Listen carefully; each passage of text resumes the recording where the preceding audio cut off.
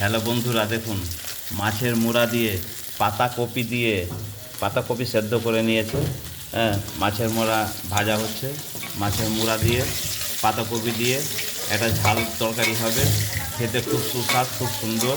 হ্যাঁ, আগে মাছের মুড়াটাকে তেলে ভেজে নিয়েছে, তারপরে দেখুন এবার তুলে নিচ্ছে।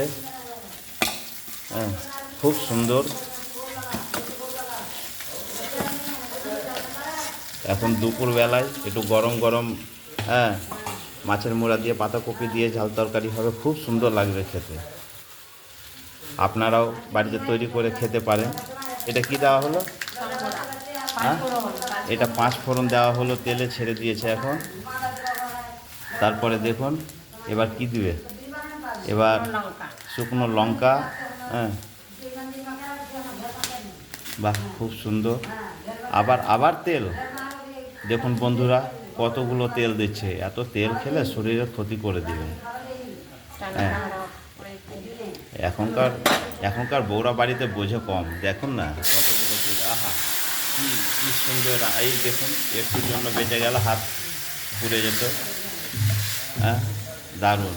বোধহয় হয়ে যাবে খুব তাড়াতাড়ি, সেদ্ধ করা আছে। হ্যাঁ, যার যার খাওয়ার ইচ্ছা আপনারা আসতে পারেন।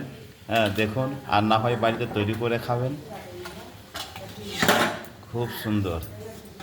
আমার তো খুব পছন্দ, খুব টেস্টি, দারুণ দারুণ লাগে। দেখুন, একটু হয়তো 5-10 মিনিট থাকবে, সেদ্ধ হয়ে যাবে ভালোভাবে, তারপরে খাওয়া দাওয়া শুরু হয়ে যাবে।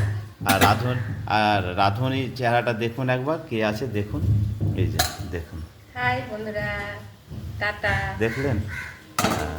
ঠিক আছে, থ্যাংক ইউ।